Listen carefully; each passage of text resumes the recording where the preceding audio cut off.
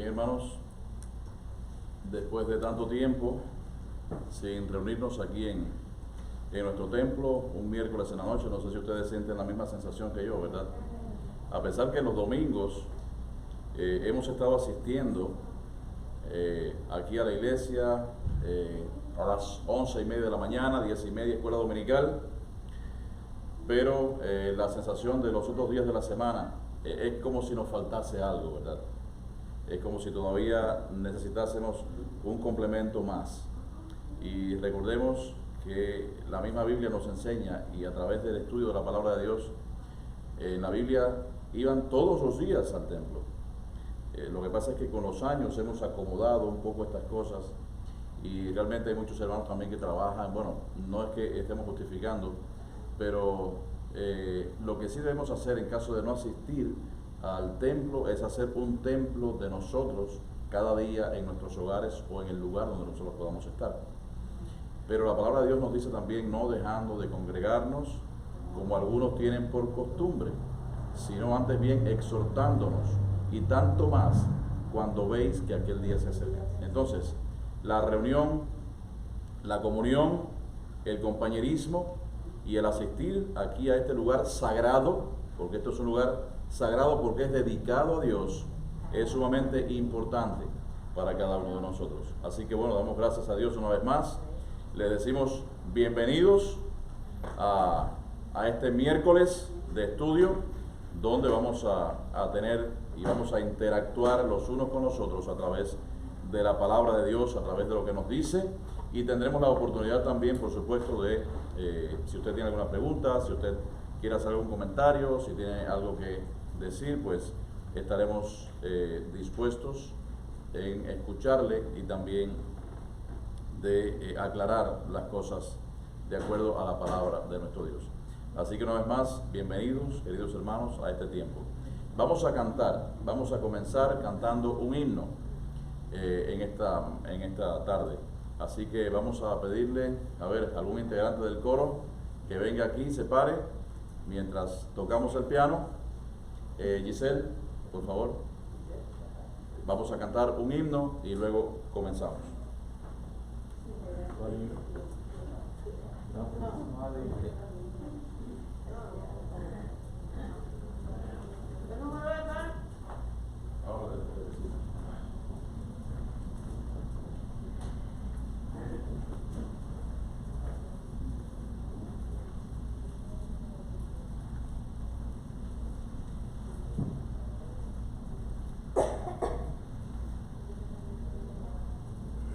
Vamos a cantar el himno 230.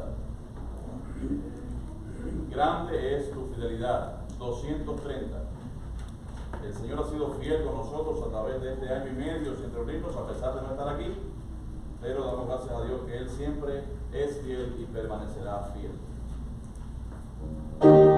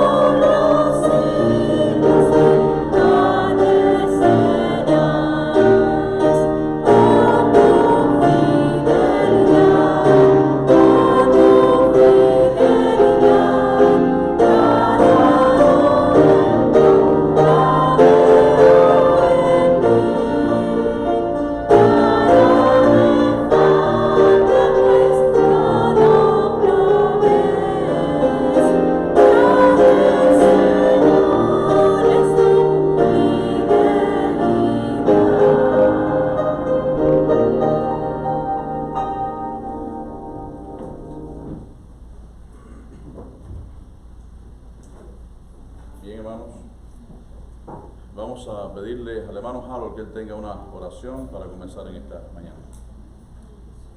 Amantísimo Padre, te damos gracias infinitas, Señor, por esta bella oportunidad que nos das de podernos reunir, Señor, en tu casa, con el deseo, Padre, de escuchar tu palabra, de aprender de ella y de ponerla en práctica.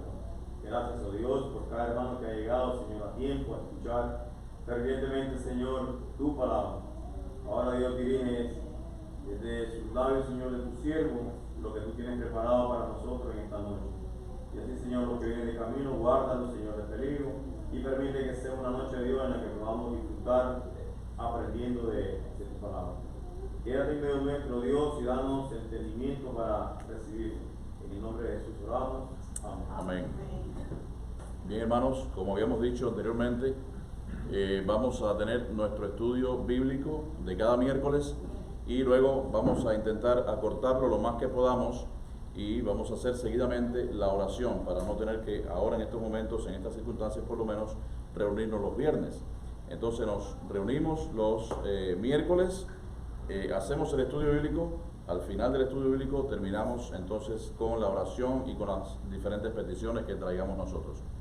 Así, y después por supuesto el ensayo de los coros. Así que bien, hermanos, vamos a buscar ahí en nuestras Biblias el Evangelio de Juan, el capítulo, ¿qué capítulo corresponde hoy? ¿Qué capítulo corresponde hoy? Efectivamente, el 7. ¿Están al tanto, verdad? Están al tanto, pues muy bien. Estamos al tanto, exacto. Vamos a leer el capítulo 7 y vamos, los niños sí pueden ir pasando ahí para su ensayo.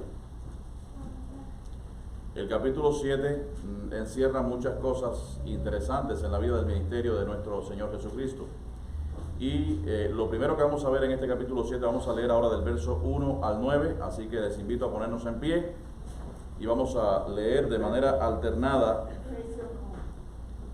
Juan 7 del 1 al 9. Juan 7, vamos a leer de forma alternada los versos del 1 al 9. Dice la palabra del Señor: después de estas cosas, andaba Jesús en Galilea, pues no quería andar en Judea, porque los judíos procuraban matarle. Estaba cerca la fiesta de los judíos, la de Y le dijeron sus hermanos: sal de aquí y vete a Judea, para que también tus discípulos vean las obras que haces. Porque ninguno que procura darse a conocer hace algo en secreto. Si estas cosas haces, manifiéstate al mundo. Porque ni aun sus hermanos creían en él. Entonces Jesús les dijo: mi tiempo aún no ha llegado, mas nuestro tiempo siempre estará presto. No puede el mundo aborreceros a vosotros, mas a mí me aborrece, porque yo testifico de él que sus obras son malas. Subid vosotros a la fiesta, yo no subo todavía a esa fiesta, porque el tiempo aún no se ha cumplido. Y habiéndoles dicho esto, se quedó en Galilea. Vamos a pedirle a Ismenia que ella tenga una oración por esta palabra. Gracias, Señor, por el día de vida, porque es bueno, Señor, perdona mis faltas y mis pecados, y te doy gracias por tu palabra, Señor. Permite, Señor, que llegue a nuestros corazones, la sepamos atesorar y poner en práctica también. Gracias por tu bondad. Amén. Amén. Pueden sentarse, hermanos. Muy bien. En este capítulo comienza con algunas personas que no creían en Jesús. Hay algunas personas que no han creído quizás en sus palabras, en lo que usted dice. Hay personas que cuando usted quizás le comenta algo, a lo mejor usted se percata que le está diciendo sí a todo por algo, pero no porque realmente le esté creyendo lo que usted dice, ¿verdad? En los tiempos de Jesús había mucha incredulidad, no solamente por parte de los que estaban alejados de él, sino por muchas personas que estaban incluso al lado caminando con él diariamente, y es algo realmente impresionante ver la manera en que sus propios hermanos, aún estando viviendo con él desde pequeño, no creían en Jesús. Pero fíjense algo interesante, queridos hermanos, y vamos a hablar más adelante un poco de esto, los tiempos de Jesús son perfectos. ¿Qué queremos decir con esto? Que los tiempos de Él no son los nuestros. Si los hermanos de Jesús hubiesen descubierto quién era Él, los propósitos y los planes de Dios no se hubiesen podido llevar a cabo de la manera que realmente Dios lo quiso. No existen eventos casuales en la Biblia porque nosotros no creemos en ello, porque creemos en un Dios que lo que tiene es la perfecta voluntad para con sus hijos.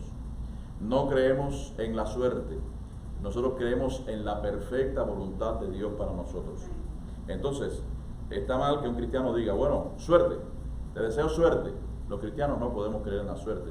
La suerte es una especie de sortilegio. Entonces cualquier persona podría preguntar, bueno, y la Biblia menciona la palabra suerte. Sí, pero tenemos que buscar el contexto. Hace ya unos cuantos meses estuvimos hablando acerca del tema de la suerte y si el cristiano puede creer o no en la suerte. He escuchado incluso predicaciones que dicen, te deseo buena suerte para el año próximo. O sea, son cosas que realmente están descontextualizadas de la palabra de Dios y son cosas que realmente no respaldan ni apoyan la palabra de Dios. Cuando la palabra de Dios dice no tienes parte ni suerte, recuerden que le estaba reprendiendo allí Pedro, ¿verdad? No tienes parte ni suerte. La palabra suerte se traduce, la palabra literal del griego, con herencia. Entonces, cuando habla de suerte no se refiere al sortilegio o al azar, sino se está refiriendo allí. Por eso es bueno estudiar la palabra de Dios, hermanos, y por eso es bueno apoyarse en diversas cosas, en diversos estudios, quizás diccionarios bíblicos serios, también de escritores también que han escrito esos comentarios bíblicos importantes para nosotros también, para aclararnos lo que significan las cosas. Entonces, cuando habla de suerte en la Biblia, en ese caso, por ejemplo, se refiere a herencia, se refiere a porción, se refiere a un lugar, a un terreno. Entonces, cuando dice no tienes parte ni suerte, está diciendo no tienes parte, ni tienes el terreno, ni tienes lo que te he dejado como herencia.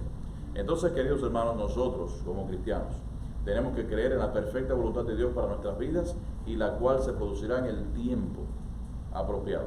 No era el tiempo de Jesús todavía, y aquí lo aclara. En este nuevo capítulo que vamos a estudiar de Juan, el escritor va a mostrar de una manera clara la incredulidad de los discípulos de Jesús y específicamente de los hermanos de Jesús. Y aquí en esta ocasión el apóstol Juan ubica una de las fiestas más importantes que tenía la nación de Israel o el pueblo judío. La ubica allí en la fiesta de los tabernáculos.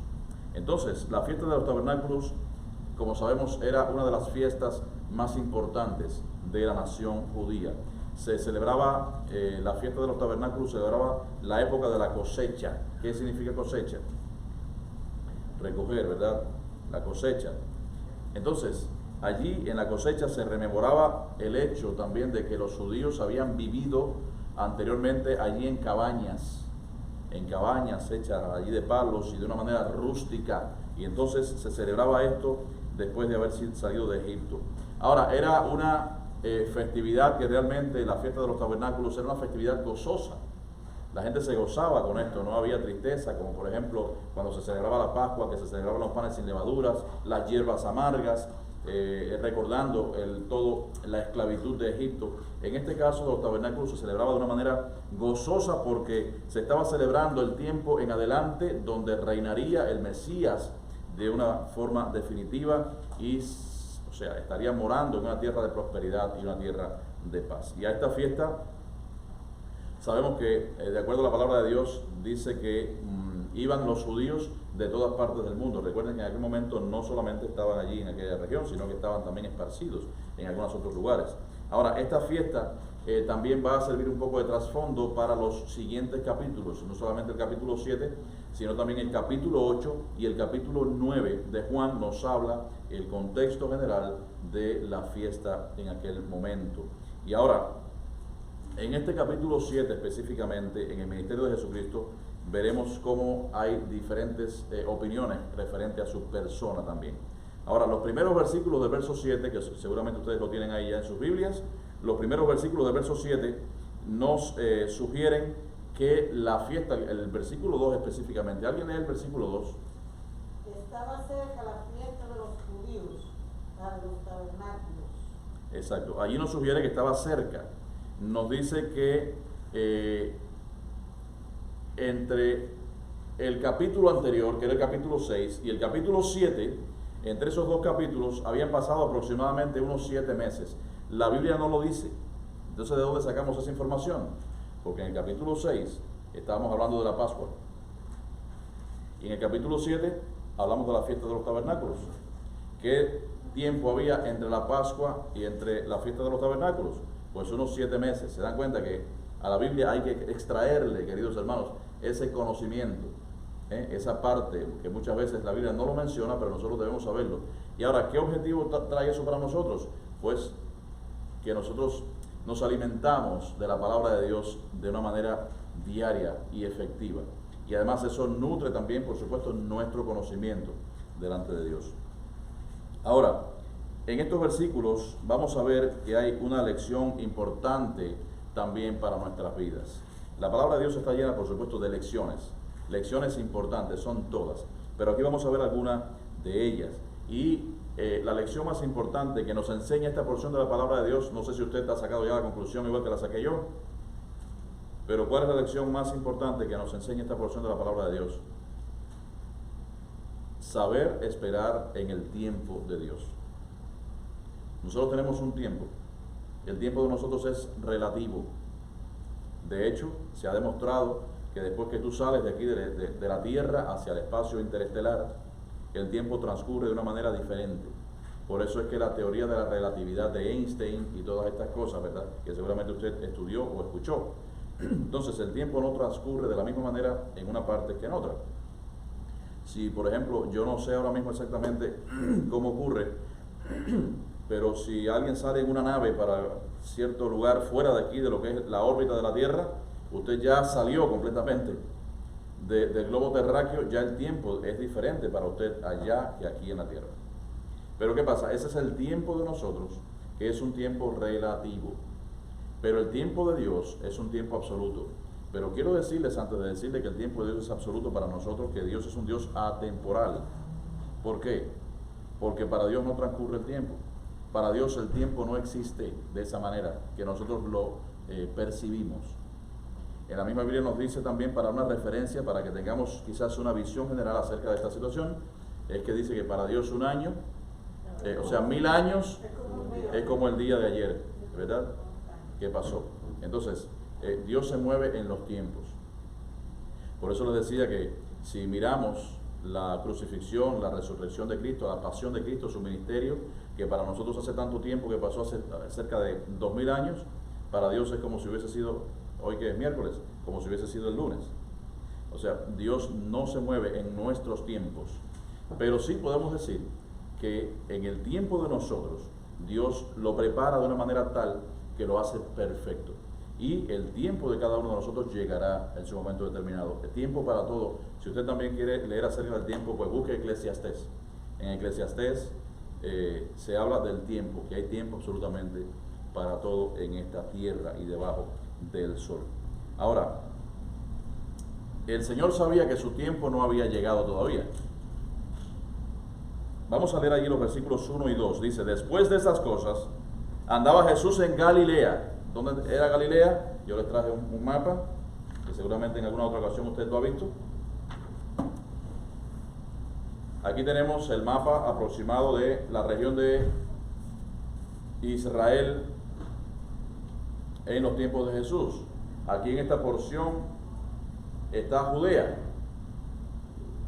Aquí en el medio estaba Samaria, que era la región enemiga del pueblo de Dios hasta ese momento. Y luego aquí más hacia el norte tenemos entonces a Galilea. Aquí tenemos el Mar Muerto, aquí tenemos el Mar de Tiberíades o el Mar de Galilea. Entonces dice la palabra de Dios que Jesús estaba en Galilea. Dice el versículo, pues no quería andar en Judea, aquí en el sur, porque los judíos procuraban matarle. Dice, estaba cerca la fiesta de los judíos y la de los tabernáculos. Ahora, Para este tiempo Jesús se encontraba allí en Galilea y el texto nos aclara que Jesús se había alejado del sur de allí de Judea porque muchos intentaban matarle. Y por supuesto este no era el propósito de Dios, que Él muriese así de esa manera y que cayese en manos de los enemigos de su ministerio. Después de el último altercado que Jesús tuvo con los mercaderes, recuerdan, ¿verdad? Cuando entró allí al templo, ¿y qué dijo el Señor? Mi casa, casa de oración será llamada y ustedes la han convertido en cueva de ladrones. Recuerden toda la mercancía y todas las cosas que el mismo Señor volcó, todas las mesas de los cambistas y personas que estaban lucrando con las cosas del Señor.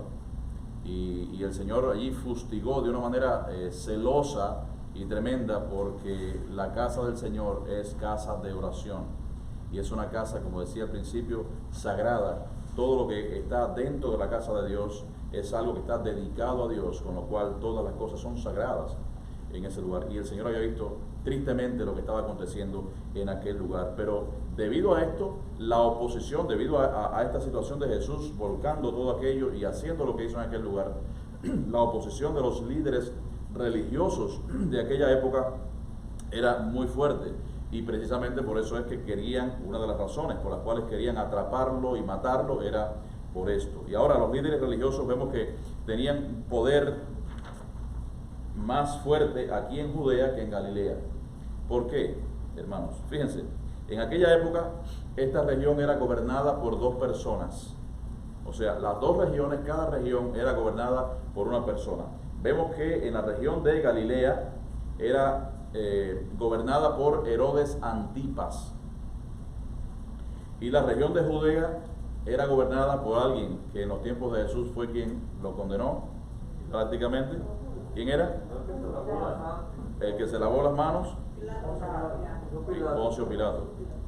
No ven a decir como un hermano nuevo que él quería decir y quería responder, dice, yo me sé la respuesta, y dice, sí, Poncio el piloto, decía él. Poncio el piloto, no es Poncio el piloto. En aquella época no existían aviones. Era Poncio Pilatos en esta región de Judea. Además de esto también existía también el Sanedrín. El Sanedrín era el Consejo Supremo y Religioso Judío más importante en aquella época.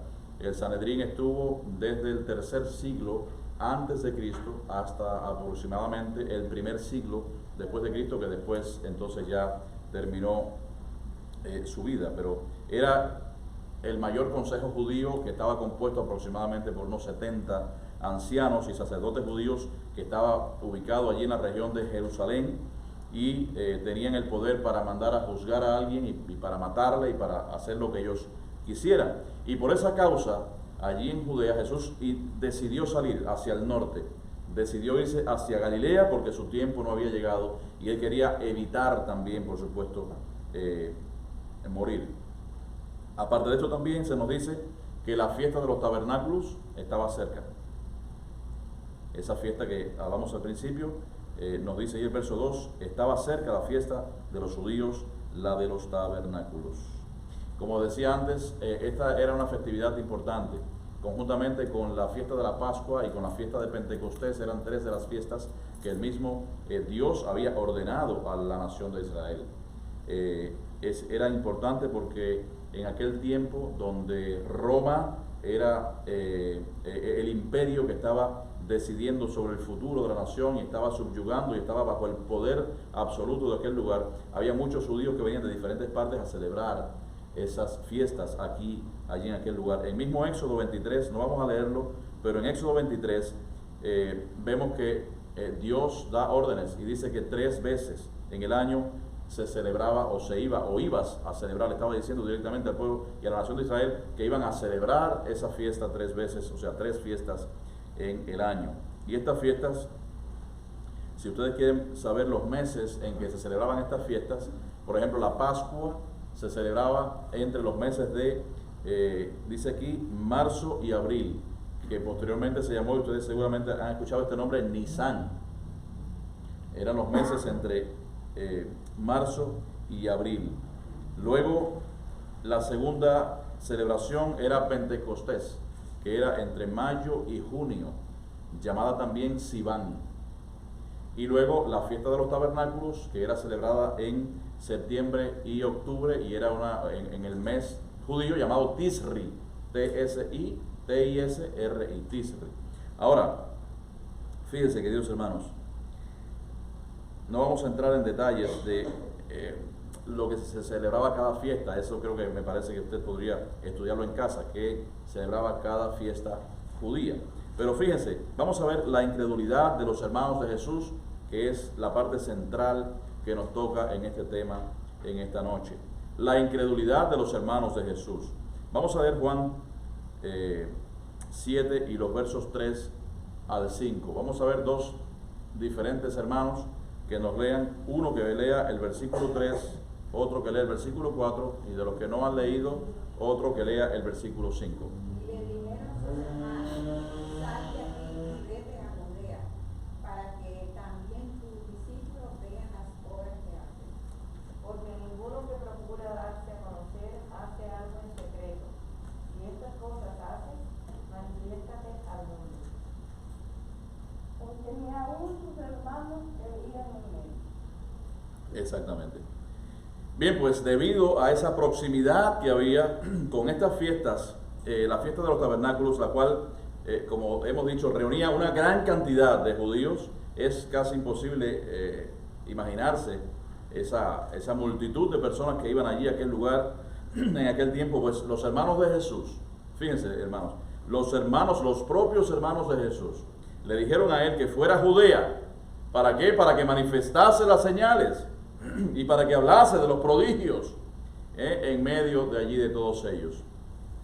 Ahora, esa sugerencia que estaban haciendo los hermanos de Jesús, desde un punto de vista podría parecer quizás un poco lógica, ¿no? Vete allá para que hagan las señales y los prodigios en aquella zona, porque Jesús entonces de esta manera se estaría revelando como el Mesías.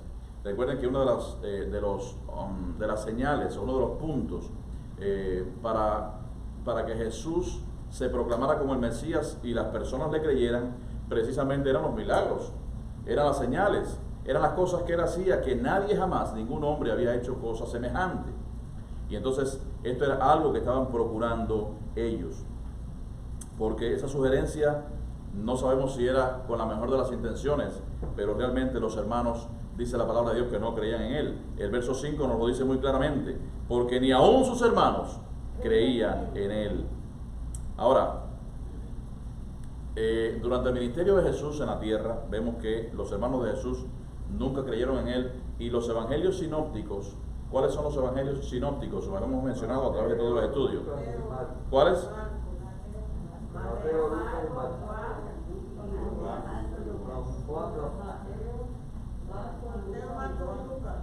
¿Cuántos evangelios hay? ¿Y cuáles son los sinópticos? Ajá, ¿cuáles son? Mateo, Marcos y Lucas. ¿Por qué son los evangelios sinópticos Mateo, Marcos y Lucas?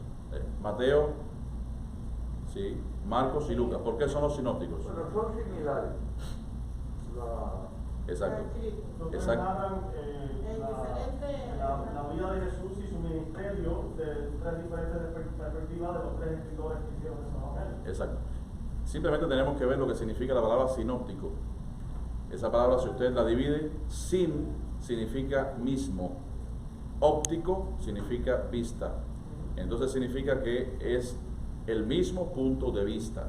Es lo que significan los evangelios sinópticos. Entonces Mateo, Marcos y Lucas tienen el mismo punto de vista.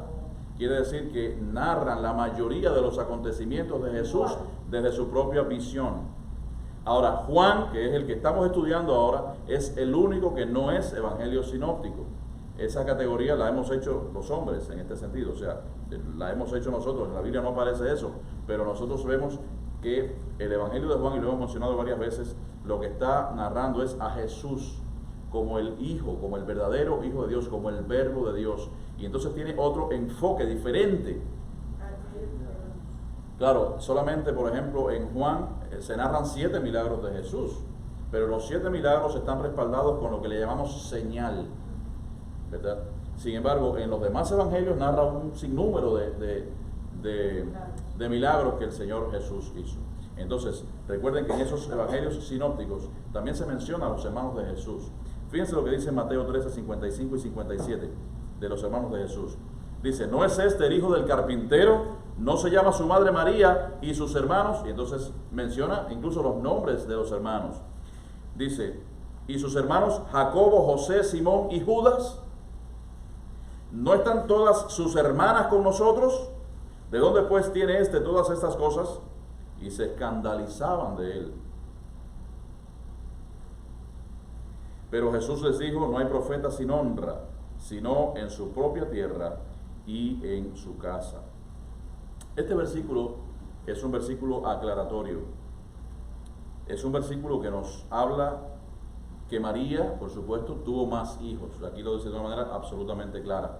Después de Jesús, pues ella, por supuesto, que continuó su matrimonio, su casamiento con José y tuvo más hijos. Aquí están los demás hijos, incluso hermanas también. Dice, menciona los 4 nombres de los varones, pero ni siquiera menciona los nombres de las hembras. Quiere decir que por lo menos eran 7.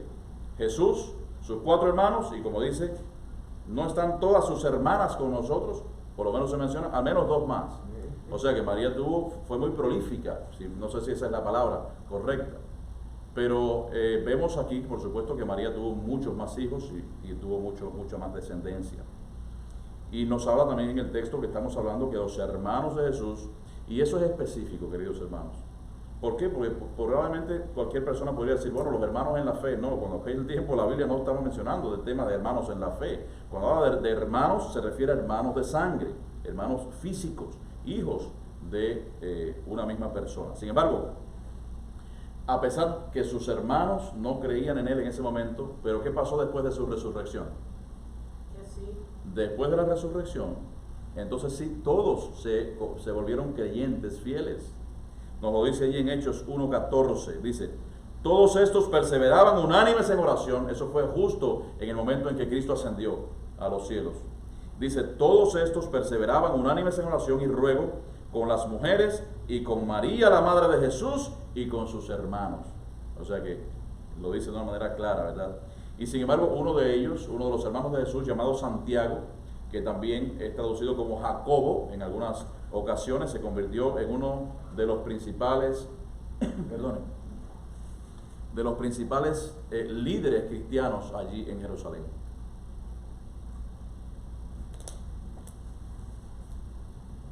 Lo dice muy claramente en Gálatas 2:9.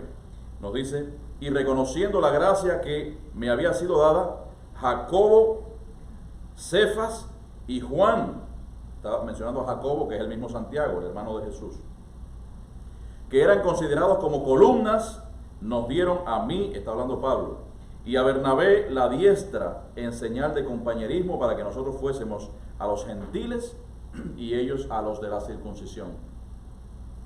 Quiere decir que el apóstol Pablo, recuerden que era el apóstol de quién?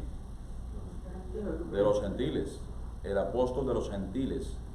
Y luego nos dice aquí que los apóstoles de los judíos, ¿quiénes eran? Jacobo, el hermano de Jesús, Cefas, ¿quién era Cefas? Pedro y Juan, en este caso.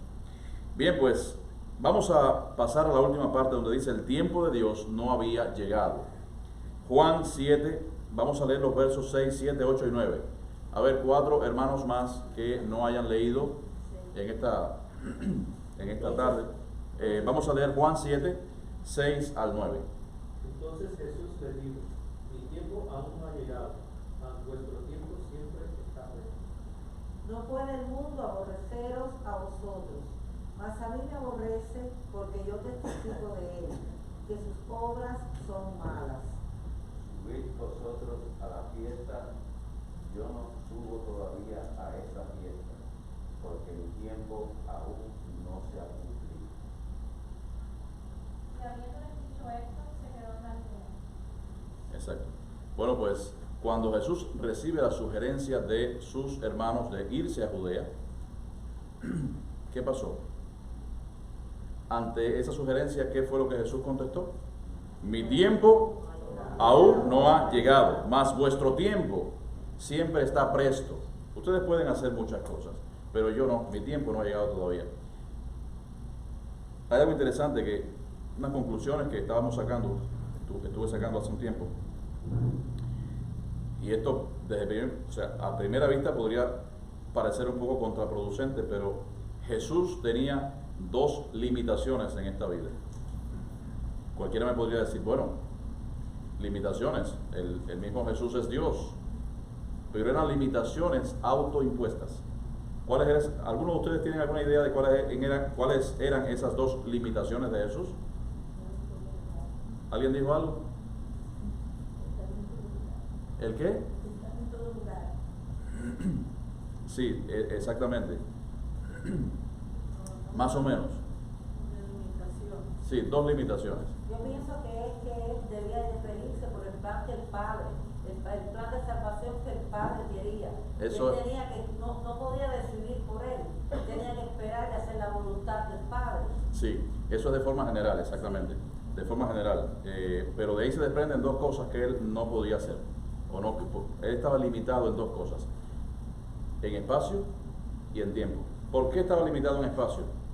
Cuando él dijo ir por todo el mundo y predicar el evangelio a toda criatura, eso no lo pudo hacer él. ¿Por qué? Porque tenía otra de las limitaciones también autoimpuestas, que era el tiempo. Porque solamente iba a estar un tiempo aquí en la tierra. Eran solamente 3 años y medio aproximadamente. Pero ¿qué pasa? Nos dejó y nos legó a nosotros la responsabilidad entonces de esparcir el evangelio al mundo entero, como ha pasado en todos estos 2000 años aproximadamente que han pasado en este mundo. Creo que por eso que él le dice que cosas mayores, porque hay muchas personas que interpretan esto mal. Eso lo dijimos hace un tiempo, aprendiste bien la lección y me alegra que lo hayas dicho. Cosas mayores harán, porque yo voy a parecer que él no pudo llegar a todo. Exactamente. Es importante que toques ese punto. ¿Por qué? Porque hay muchas personas que piensan que cuando dice Jesús, cosas mayores que estas harán ustedes, piensan que entonces son cosas mayores, pero no en importancia, sino mayores en extensión. ¿Mayores en qué sentido? En el sentido de que iban a poblar toda la tierra y será llena toda la tierra de la gloria de Dios. Pero será llena toda la tierra del evangelio de Jesucristo. Y entonces, a través de todas las naciones y todas las épocas y todas las eras, entonces se podría predicar y hablar de la palabra de Dios y del evangelio. Pero hay muchas personas que quizás en un arranque quizás de emocionalismo piensan que es que alguien va a hacer cosas que son realmente mayores en importancia que las cosas que hizo Jesús, y eso no va a ser posible jamás. Por eso es bueno, que, queridos hermanos, retener lo que estudiamos, escribir. Si es que usted puede también tener su agenda, su lápiz, y puede traerlo y puede escribir también esas cosas y después repasar ese contenido, que es importante siempre para nuestro aprendizaje.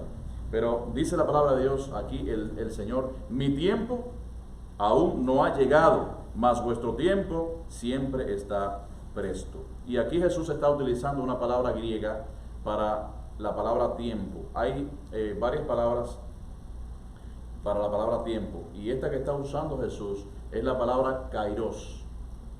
Hay otra palabra también que tiene una difícil pronunciación en el griego, que es la palabra, se llama algo así como chronos, que ahí es donde viene la palabra cronos. Ya están tomando la idea, ¿verdad? Cronos, cronómetro. Ese es el otro tipo de tiempo. Ese cronos o chronos, ese es el tiempo que tenemos nosotros como humanos. Ese es el cronómetro que nos dice: en 100 metros los atletas, cuando están corriendo, pues 10 segundos, ese es el tiempo, ¿verdad? O los días que pasan por nosotros, los meses, los años, ese es el tiempo chronos. Pero cuando Jesús está hablando aquí, todavía no ha llegado mi tiempo, no se refiere todavía no ha llegado mi chronos, sino que está diciendo todavía no ha llegado mi kairos. Ahora, ¿qué es el kairos? Es el tiempo de Dios. Es la época y el tiempo que Dios ha destinado también para nosotros. Ahora, es el tiempo perfecto en el cual algún evento tiene que desarrollarse para que sea perfecto. Ahora, Jesús sabía que un día su hora tenía que llegar, iba a comprometerse, iba a cumplir con esa misión también para la cual había llegado a este mundo, pero todavía en ese momento aún no era el tiempo de Dios y tenía que esperar. Por eso, queridos hermanos, la lección en esta mañana más importante, ¿cuál es? Que yo había dicho al principio. Perfecto. Saber esperar siempre el tiempo de Dios es importante, porque si nosotros nos adelantamos a los acontecimientos, ¿qué pasa? Las cosas nos podrían salir mal. Muchas veces nosotros no lo pensamos, o sea, no lo sabemos intrínsecamente. Pero esa es la razón por la cual nosotros tenemos que poner nuestras vidas y nuestros tiempos en las manos de Dios. Un buen ejemplo también, por supuesto, es el mismo Moisés.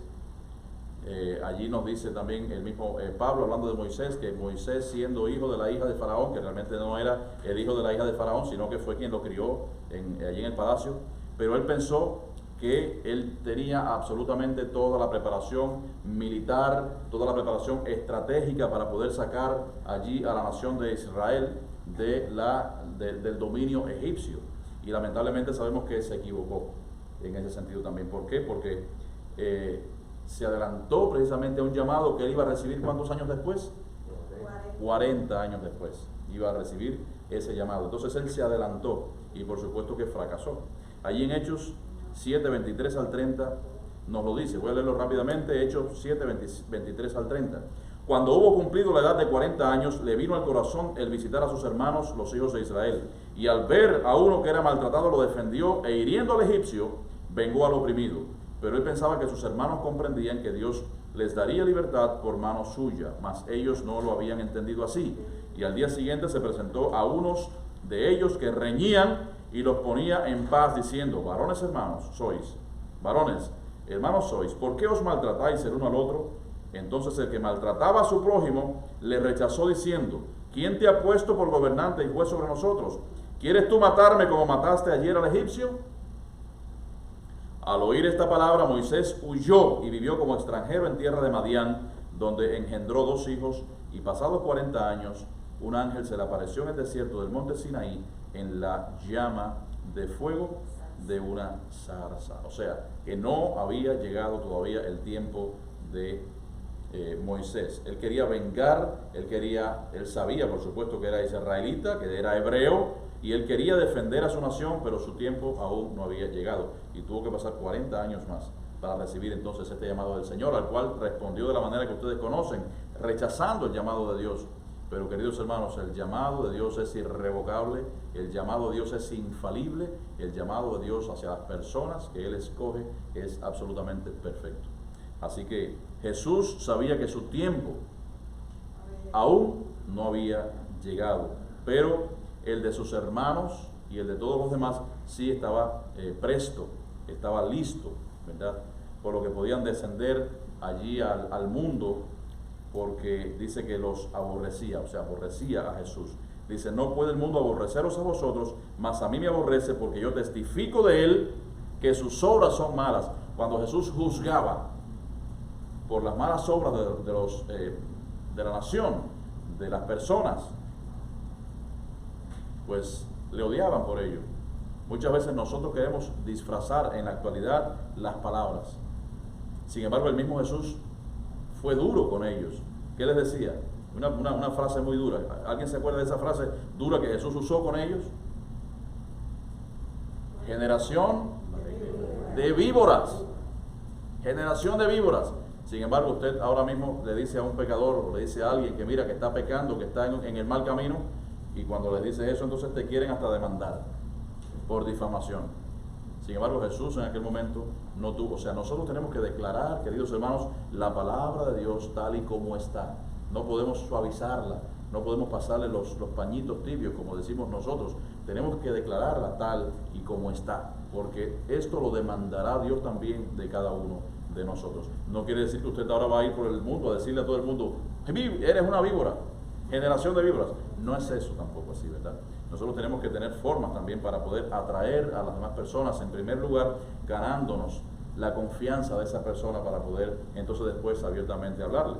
Ahora que mis padres y mi hermano están viviendo en la nueva casa, no en la casa nueva, que es diferente. Los términos cambian y cambia el sentido, porque no es lo mismo casa nueva que nueva casa. Están viviendo ahí en la nueva casa.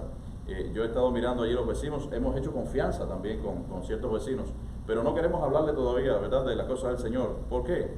Porque el Señor tiene su tiempo y sabe, y Él lo pone en nuestro corazón también. Hay que esperar el tiempo.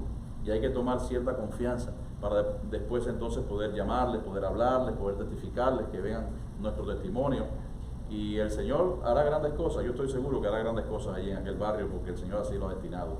Y esa casa llegó en el tiempo esperado del Señor, a pesar de que estábamos esperando una respuesta desde diciembre, pero el Señor quiso que fuese el día 27 de mayo que pudiese cerrar aquella venta, aquella compraventa. Pero el Señor sabe las cosas y el Señor tiene los tiempos realmente. Y he estado pensando en estos días, y estaba en estos días allí fuera limpiando el patio y haciendo algunas cosas con mi hermano. Y una de las cosas que yo pensaba era lo que decía la palabra de Dios en una parte. El Señor tiene mucho pueblo aquí en esta zona, decíamos nosotros. Hay muchas personas que necesitan de la palabra de Dios. Hay muchas personas que uno las mira y los ve como si fuese un río seco. ¿Usted ha visto una cosa más triste en la vida que un río seco? Yo los he visto, yo he visto ríos secos. Es triste, ¿verdad? Pensar que por allí fluía el agua de una manera limpia, que había vida, que habían peces, y de momento ver el río seco es triste. Y así están los corazones de las personas también en este mundo, como ríos secos, como amargados de la vida, como tristes, sin ningún tipo de esperanza. Mire tanto, el río tanto tan lindo y tan grande, y es un chorrito. Parece un arroyo, sí, así mismo Como le es. hicieron una presa. Exacto, así mismo es. Bien, hermanos, pues así despidió a sus hermanos Jesús y decidió quedarse allí en Galilea. Dice, subid vosotros a la fiesta, yo no subo todavía a esa fiesta porque mi tiempo aún no se ha cumplido. Y habiéndoles dicho esto, se quedó en Galilea. Jesús, vemos que no obedeció bajo ningún concepto esa sugerencia que le habían hecho sus hermanos para adelantarse al momento que aún no era adecuado para el Señor. Pero cuando fue su tiempo, dice que Jesús entonces cumplió con toda su misión en su ministerio. El mismo apóstol Pablo en la carta a los romanos lo dice, pero cuando fue el tiempo, allí Romanos 5:6, dice, porque Cristo cuando aún éramos débiles, a su tiempo murió por los impíos en el tiempo de Dios, a su tiempo. Ahora, de igual forma, queridos hermanos, cada uno de nosotros tenemos que aprender este principio bíblico importante para todos nosotros. Tenemos que aprender que tenemos que saber esperar en el tiempo de Dios. Hay veces que inicialmente algunas cosas nos desesperan y queremos hacerlas ya. Pero el único que puede saber si realmente ese es el buen tiempo para hacerlo es Dios. ¿Y de qué manera nosotros podemos saberlo? Pues cuando nosotros entramos en la comunión perfecta con Él. ¿A través de qué?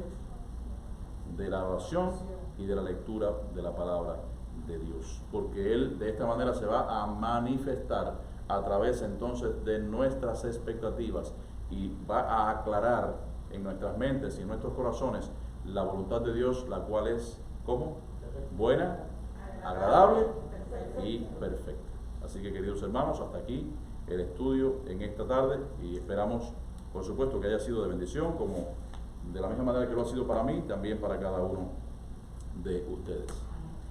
¿Hay alguna pregunta? Bueno, pues si no hay ninguna pregunta, esto me agrada saberlo hasta cierto punto. Y es que han entendido perfectamente todo lo que hemos hablado, ¿verdad? Que no hay ningún tipo de dudas. Pero recuerde que la duda de usted puede ser la duda de todos nosotros. Y yo siempre he dicho que no hay pregunta tonta, todas las preguntas son importantes. Así que cuando usted tenga algo en su corazón, pues dígalo. Y si podemos responderlo, pues lo decimos. Por eso es bueno también siempre tener, les digo y les reitero, la agenda para en la medida en que pasa el culto, muchas veces a mitad, y ahora te doy la palabra, a mitad del servicio, a lo mejor no entendemos alguna palabra específicamente o alguna, y después al final se nos olvida. Bueno, pues ya la tenemos escrita allí. No, es un comentario, no hay pregunta, pero en términos de eso, como usted decía, de esperar el tiempo del Señor, yo también veo que si uno no espera, es como que a veces uno está tratando de hacer el trabajo del Señor. Exacto. Entonces, eso tiene tantas facetas, pues, entonces parte de que uno dice, bueno, pero entonces esa persona no tiene tanta fe, que está pidiendo que a lo mejor le abra las puertas al Señor, pero entonces va y la abre. Exacto, eso que dice el hermano Raspur es importante.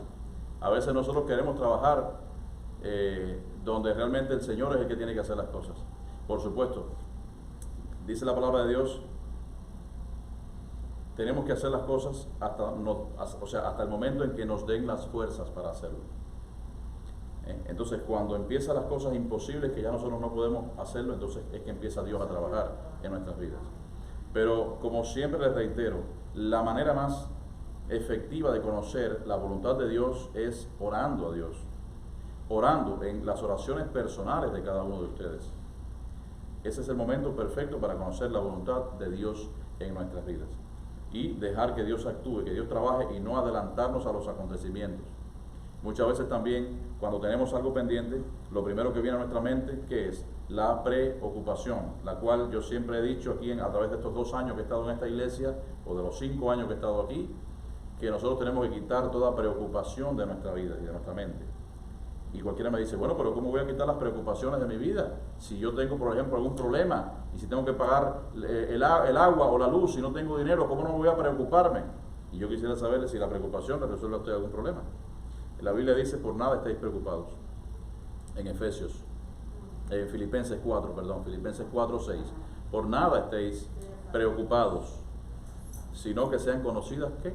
Vuestras peticiones delante de Dios, pero ¿cómo? ¿De qué manera? Con toda acción de gracias. Dice, con todo ruego, ¿verdad? Con toda súplica, pero ¿con qué?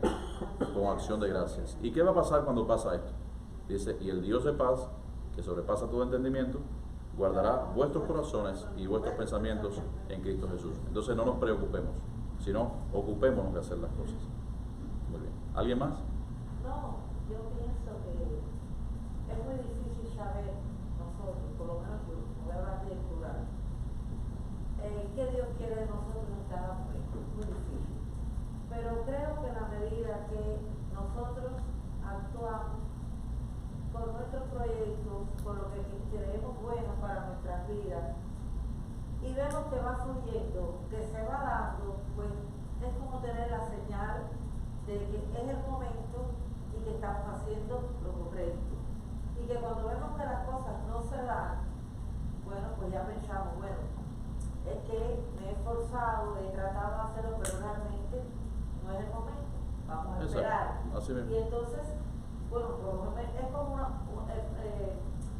es lo del ensayo, uno trata, pero bueno, cuando ve que no, pues digo, correcto, que no es el momento, hay que esperar, hay que dejarlo a un lado y esperar. Correcto. Cuando yo veo personalmente que las cosas pues funcionan y van y digo, las puertas se van abriendo y las cosas, los acontecimientos se desarrollan favorablemente, digo, bueno, pues pienso que sí. Estoy hablando desde mi punto de vista, ¿no? Sí, lo que usted dice es lógico, claro. Entonces digo, pues voy por buen camino, claro. ¿Qué es lo que Dios quiere de mí? A mí me funciona así. Sí, las cosas parten siempre, en el cristiano, las cosas parten de la oración. Esa es la herramienta fundamental que Dios nos ha dado para poder comunicarnos entre él y nosotros. Si nosotros no oramos, pues nunca va a pasar nada en nuestras vidas. Entonces las cosas van a pasar como si estuviésemos caminando por un mundo como zombies, por decirlo de alguna manera, como personas que no tienen objetivos trazados, ni un futuro trazado.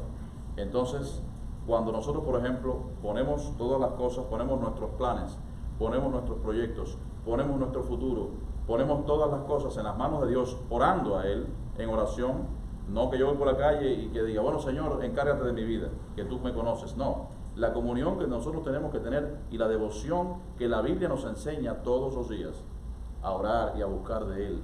Entonces, cuando nosotros buscamos y oramos y nos acercamos